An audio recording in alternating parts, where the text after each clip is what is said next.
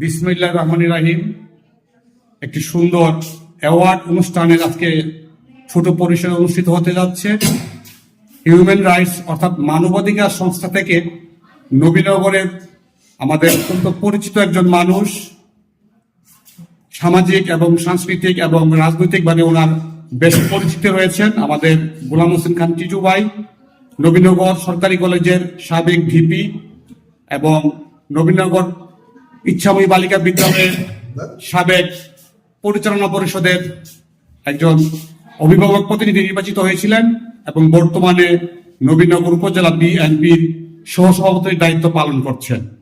ওনাকে human rights অর্থাৎ মানবাধিকার সংস্থা থেকে ঢাকা সুপ্রিম কোর্টের অডিটোরিয়ামের ডিসেম্বরের 10 তারিখে অনুষ্ঠানটি অনুষ্ঠিত হয়েছিল।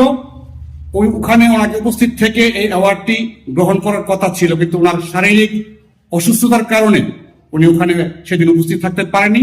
কিন্তু এই অ্যাওয়ার্ডটি গ্রহণ করেন আরেকজন এই মানবাধিকার সংস্থার সহ সাংগঠনিক সম্পাদক আমাদের নুরুল্লাহ ফরহাদ কবি ভাই এই অ্যাওয়ার্ডটি গ্রহণ করেন এবং আজকে উনি এই ছোট্ট পরিসরে আমাদের এই অ্যাওয়ার্ডটি আমাদের গোলাম হোসেন খান টিটু ভাইকে উনি আজকে প্রদান করবেন।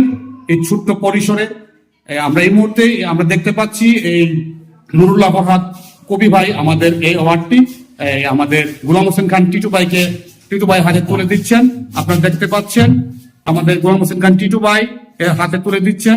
আপনারা যে যেখান থেকে আছেন আজকে এই কবি ভাই এবং আমাদের গোলাম হোসেন খান টিটু ভাইয়ের জন্য দোয়া করবেন, ওনাদের যেন দীর্ঘায়ু হয় এবং সামাজিক এবং বিভিন্ন যে অসহায় গরিব অসুস্থ মানুষ রয়েছেন, এই মানবাধিকার কর্মীর যে অ্যাওয়ার্ডটি আমাদের টিটু ভাইকে তুলে দিচ্ছেন, এই পরিপ্রেক্ষিতে ওনারা সামাজিক উন্নয়নে কাজ করবেন এই আশা এই উদ্দীপনা রেখেই আমি ছোট পরিসরে এই অ্যাওয়ার্ডটি উনি গ্রহণ করছেন।